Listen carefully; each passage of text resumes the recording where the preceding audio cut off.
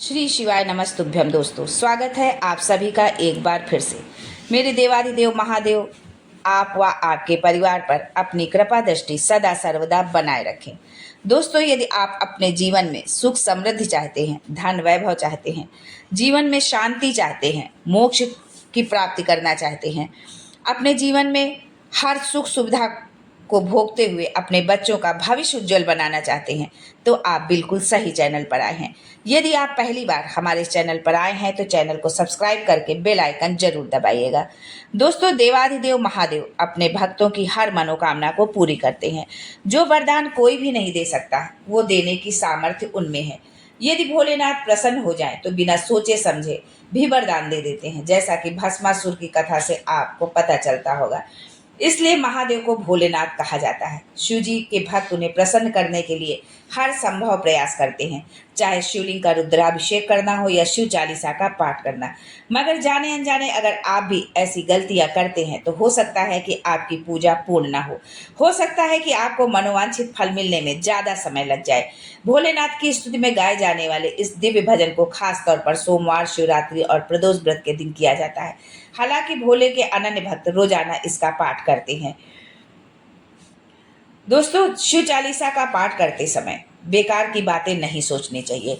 हमको इस बात का ध्यान रखना चाहिए, जब हम पाठ शुरू करते हैं, शिव चालीसा का पाठ करते हैं, तो विधिवत पहले हम शिव चालीसा का हम पूजन करें, हाथ जोड़ें, प्रार्थना करें, भगवान शिव का ध्यान करते हुए फिर उसके पश्चात हमें शिव चालीसा उठा करके उसका पाठ आरंभ करना चाहिए।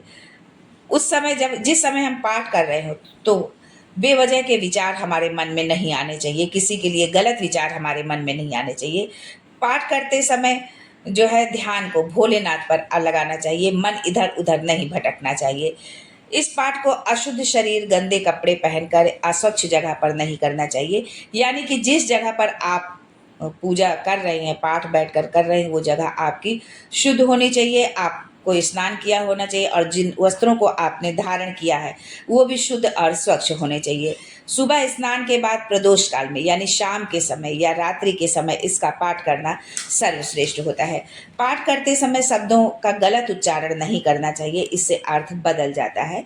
तो आप पाठ करते समय अपने उच्चारण पर भी विशेष ध्यान रखें। शिव चालीसा का पाठ बीच में पढ़ना बंद नहीं करना चाहिए, ध्यान एकाग्रचित्त होना चाहिए। यानी कि जब आप पाठ करना शुरू करें तो जब तक पाठ का समापन ना हो जाए तब तक बीच में ना आपको बंद करना है, न बंद करके आपको कोई बात किसी से बोलनी है। यानी पाठ शुरू करें और समापन के पश्चात ही आप किसी से बात करें। शिव चालीसा का पाठ यदि आप ऐसे करते हैं, नियमित रूप से करते हैं, एक निश्चित समय पर करते हैं, इस बात का भी आपको विशेष ध्यान रखना है।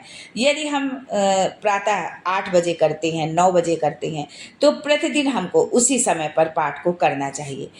यदि हम कभी 8 बजे कर रहे हैं, कभी 10 बजे कर रहे हैं, तो ये श्रेष्ठ नहीं होता है।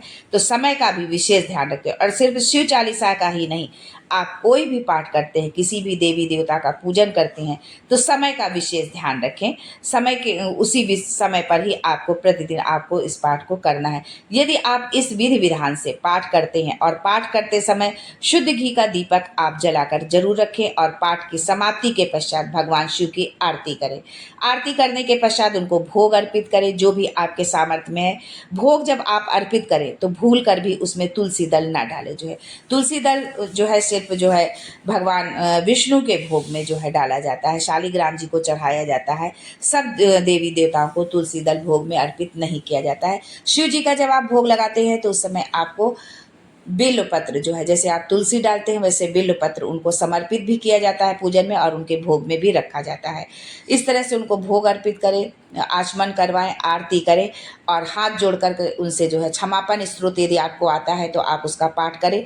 दुर्गा सप्तशती के अंत में क्षमापन स्तोत्र लिखा हुआ है। यदि आपको नहीं आता तो सिर्फ आप अपने सीधी सरल भाषा में ही भगवान से प्रार्थना करें कि यदि हमसे किसी भी तरह की कोई भूल हुई हो, कोई अशुद्धि हुई हो पाठ करने में, तो उसके लिए आप हमको क्षमा करें। इस तरह से आप अपने पाठ को संपन्न करें। यदि आप इस तरह से पाठ करते हैं और यदि किसी विशेष कामना को लेकर के आप करते हैं उस स्थिति में तो आपको इन नियमों को जरूर ध्यान में रखना चाहिए।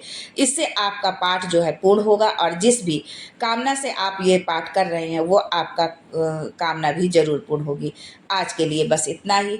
फिर मिलते हैं कुछ नया, कुछ अलग, कुछ अद्भुत लेकर। तब तक के लिए श्री शिवाय नमस्तुभ्यम and thanks for watching my video.